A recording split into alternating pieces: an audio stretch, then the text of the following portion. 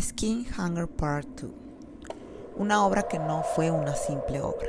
El viernes 5 de mayo cerró la Muestra Internacional de Danza Tijuana, Cuerpos en Tránsito, con la obra Skin Hanger Part 2, con la compañía de danza Lux Boreal y una coreografía de Joe Alta. Well, I initially start with research. Some of it's literary, reading the science about touch, for example. I'm also very much engaged in Buddhist philosophy and practices, and some mindfulness work is very important to this. And then I give the dancers problems to solve. Okay. And then we give them more problems on top of the problems to solve, and then more on top of that. And then we shape and play with it. Most of this is not set. Most of it is it operates under a set of rules. Like there are certain things that they have access to, but how they work with them, they have a lot of freedom and choice in there, but not complete freedom. Like they can't do just anything. So we developed a lot of the vocabulary, but primarily we worked on quality. Like for example, the world is not a very delicate place right now. It's not a very careful, or it's not very full of care. And this is kind of an antidote, I think. So we worked a lot on touch and about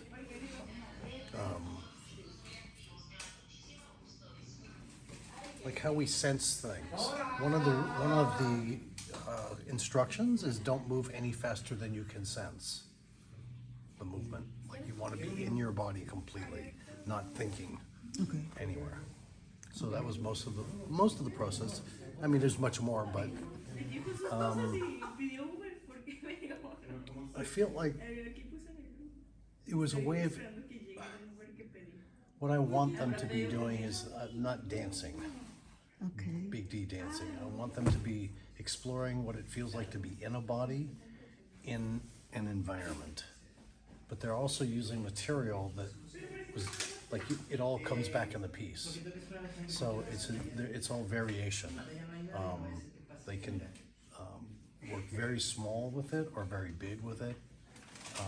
They can put it in any order they want. But the idea is that they each, in a way, introduce themselves, not to the audience so much, but to themselves. Okay. Get to know what that is.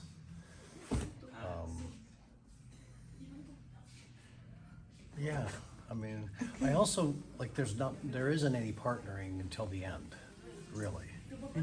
And I didn't want anyone to actually make contact with another person for most of the piece, because I felt like the duration mattered.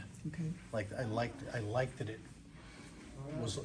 was long. I think it's challenging for some people, for some audiences, to have to watch something for so long without something changing besides that. So that when something does change, it has a different kind of impact. Right? Audiences are used to getting this, and like in our culture, we're so easily distracted. Everybody's like, yeah. So it was purposeful. Like I wanted it to be long. Skin Hanger Part 2 fue una pieza en la que se pudo apreciar un lenguaje de movimiento muy diferente al que la compañía presenta. El trabajo del coreógrafo se vio retratado en cada uno de los movimientos ejecutados por cada uno de los intérpretes. La temática de la obra no era sino explorar la necesidad emocional y biológica del ser humano de percibir al otro a través del tacto, la piel y con un ambiente muy sobrio. In 6 weeks in Poland in 2019. And what is the difference between Cultures. They're the same instructions in two different cultures, so they come out very differently. And because of the way things were coming out, it caused the structures to shift or change, or be like there was a structure that I used with the Polish company that just wasn't right for this group, for these people. So, I mean, structurally, there are similarities, but there are also some pretty profound differences. How was the experience working with Lux Boreal? I love them. This is my second time I've worked with them, and I've been friends with them since 2007. I got to San Diego in 2005, so we've been friends, and we performed together in a piece by Leslie Siders years ago, and then I did a commission for them in 2011, I think. I really enjoy working with them, although it's a different group of people this time. It's a nice range of people, and in fact, one of the apprentices, I said, no, you have to be in the piece. Yeah. That's that one. So. Very good. Yeah. Yeah, it's quite a lovely place to work with a lot of lovely people. Yeah, part of what I like to do is also expand the range of possibility for people that I work with and for myself. Yeah. So, yeah, I knew that this would be different for them. El trabajo coreográfico se vio reflejado por 21 minutos de solos en la primera parte, para después entrar en momentos de duetos, tríos, utilizando canon y una serie de estructuras coreográficas que fueron visualmente agradables al espectador. Una coreografía bien ejecutada, con una alta calidad de movimiento, presencia y un trabajo de vocabulario dancístico diferente. El coreógrafo pudo estampar su sello en cada movimiento. Todo esto aunado a un diseño de iluminación que llamó mucho la atención en el público, aparte de una música que apoyó a crear un ambiente en el escenario muy armónico y lleno de plasticidad. Y bueno, no lo sabía, pero también había aprendices profesionales en el escenario, con lo cual llamó bastante mi atención.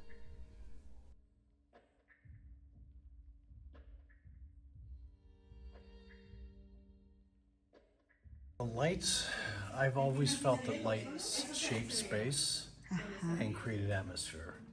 It reveals, but it also hides. And I like that it can, like it'll close down the space. In fact, we were working tonight in like the 12 spotlights. There's 12 of them, circles. And I said, no, they have to be less light, because if they were too bright, you saw too much. And so I like the use of light as set.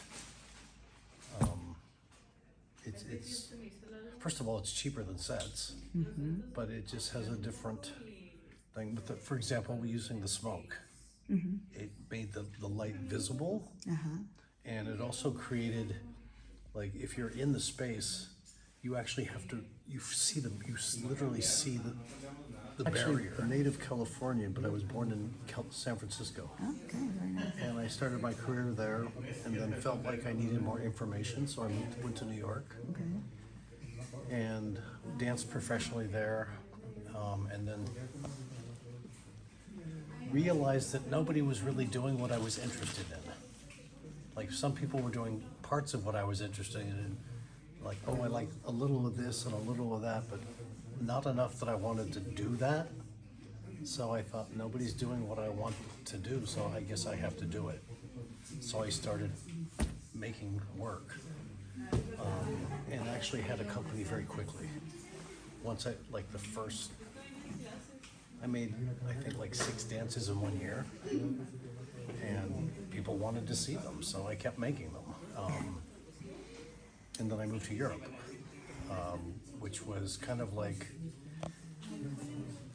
1 year in Europe was like 7 years in New York, because I had resources, I had a theater, I had rehearsal space, I had salaries for dancers for 4 years, and so I just worked, I just made work and taught. And then I have 2 daughters, so Very good. Congrats. Thanks. Well, they're older now, but at the time they were very little, and I needed to spend time with them. So I went to graduate school and became a professor of dance.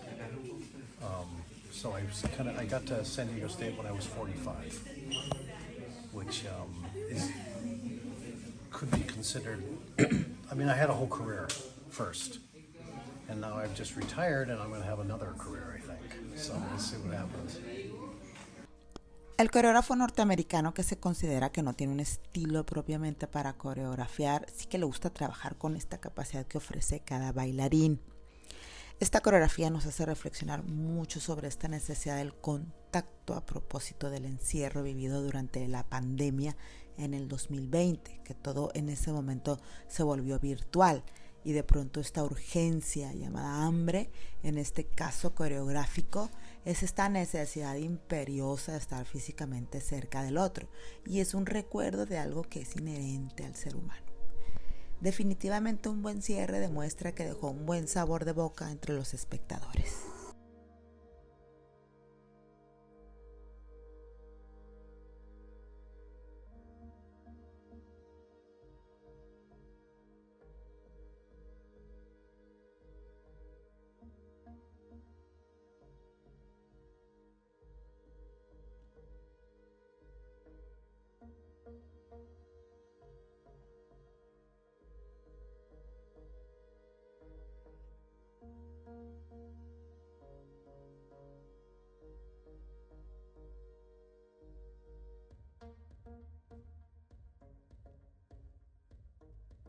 Well, the Polish piece, we actually have been in contact with some people in New York.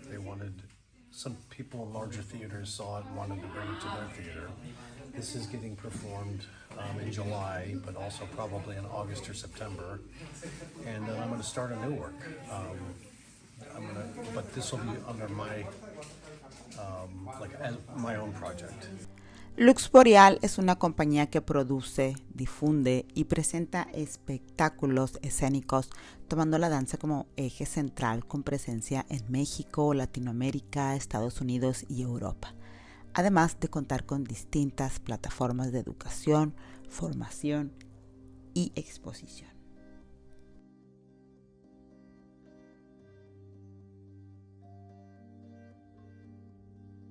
Whole notion of style, it's limiting. Like, I have things I'm interested in. I've done a lot of different kinds of dance. I mean, everything from ballroom to ballet to musical theater. But what I'm in love with is movement. And so I don't think about style. Like, it just doesn't occur to me. Like, that's for other people's job to just tell me, like, if somebody wants to say it's this or that, that's fine with me, but I'm too interested in making it to worry about what to call it.